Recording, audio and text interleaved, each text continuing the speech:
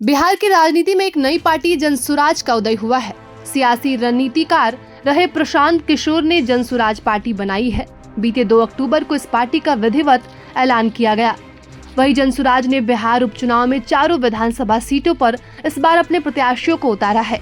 एक तरफ जहां सबकी निगाहें एनडीए और महागठबंधन पर होंगी, तो दूसरी तरफ जनसुराज के प्रदर्शन पर भी सबकी नजरें होंगी। जनसुराज के पास बिहार विधानसभा में अपना विधायक भेजने का यह पहला मौका होगा। बिहार की 4 विधानसभा सीटों रामगढ़, तरारी, बेलागंज और इमामगंज पर उपचुनाव हुआ है, जिसके वोटों की गिनती शनिवार को हो रही है। इन सीटों पर राजद, भाजपा, जदयू, हम पार्टी, माले, बसपा आदि पार्टी के उम्मीदवार तो उतरे ही हैं। साथ में इसी साल बनी पार्टी जनसुराज के भी उम्मीदवार सभी सीटों पर उतरे हैं। प्रशांत किशोर ने जनसुराज पार्टी को मजबूती से बिहार में स्थापित करने के लिए काफी मेहनत की है। उन्होंने जिलों में यात्रा की और कई सम्मेलन भी किए हैं। बिहार का यह उपचुनाव जनसुराज के लिए सेमीफाइनल मैच जैसा है।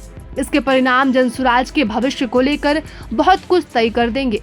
सियासी मामलों के जानकारों की राय है कि बिहार में किसी भी राजनीतिक दलों को अचानक तेजी से उभर कर आना बहुत आसान नहीं है। लेकिन ये भी सच है कि प्रशांत किशोर जिस तरह से जनसुराज पार्टी को लेकर आए हैं और प्रचार प्रसार किया, उससे अब ये चर्चा जरूर छिड़ गई है कि क्या प्रशांत किशोर की पार्टी जनसुराज एक विकल्प के रूप में बिहार की राजनीति में एंट्री लेगी।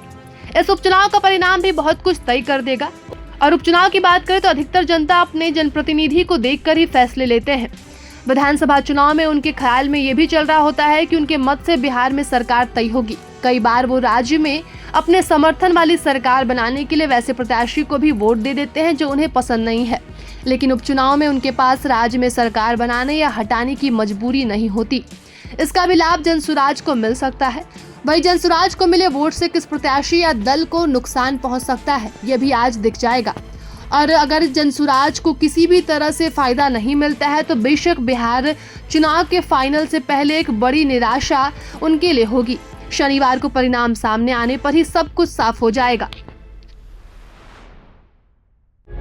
प्रभातखबर.com, विश्वास वही, रफ्तार नहीं।